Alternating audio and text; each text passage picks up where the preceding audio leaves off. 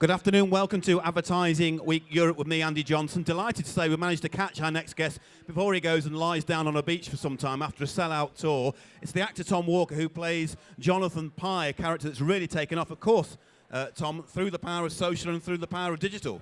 Yeah, I just put up a video on YouTube one day and that went bonkers. So I did a few more and then that went really mad. And now this is what I do.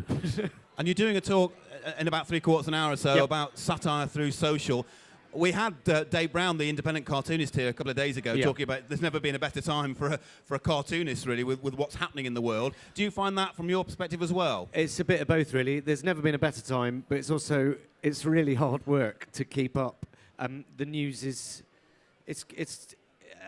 there's too much going on. You know, you've got Brexit going on, then you've got Trump, and then it just keeps coming. So sometimes the difficulty is choosing your target for that week's thing. It's too easy to just try and fit everything in, and actually sometimes targeting one specific thing it can be more effective, I think.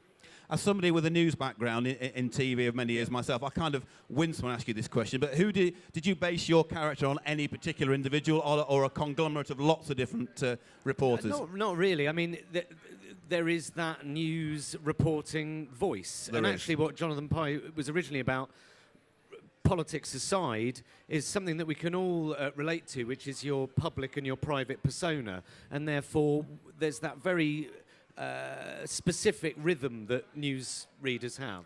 And then the minute they're cut, well, then their rhythm changes to something a lot more natural and a lot more...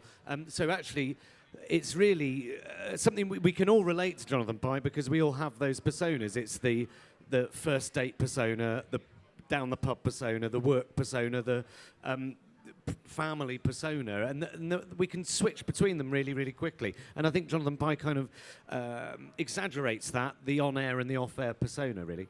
Why do you think it's been so popular?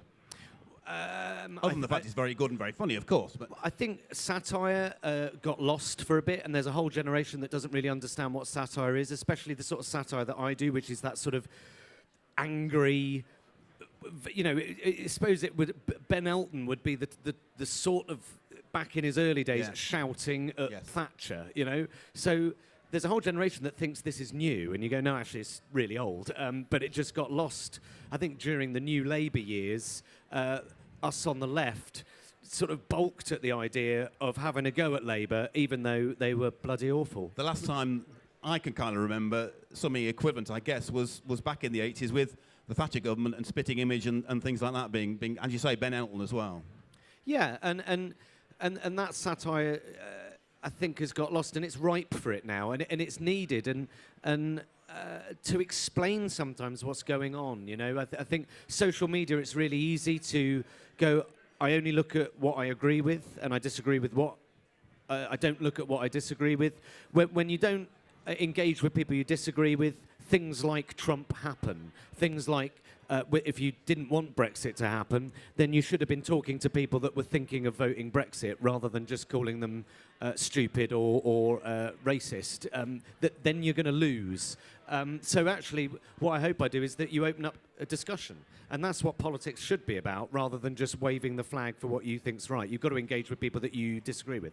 I mentioned at the beginning you've just enjoyed a hugely successful sell-out tour. You are going to have a bit of a break, but then back on the road again.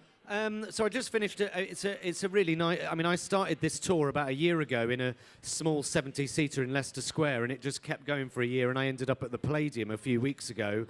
It's been great, but it's been exhausting.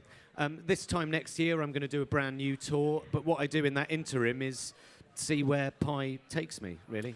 And are you looking to develop other characters as well, or do you think there's still quite a lot of mileage in Pye? I've always considered myself an actor, not a character comedian or a character, actor in that respect. So I think Pye's got some longevity to him, but beyond that, no, I'm not going to start coming out with a brand new sketch show with, I'm not Harry Enfield in that respect, Well, look, thank you very much for taking the time today to talk to us. Good luck at 4:15, and have a great time on the beach, and we'll see you back on our screens, on our computers later on in the autumn. Lovely. Well, I'd still be doing my films every week, one film every week, but the next big project, we'll see what that is. Look forward to it. Thanks very much for today. Cheers. Thanks a Cheers. lot. Thank you very Cheers. much. And of course, catch up with us. #AW Europe.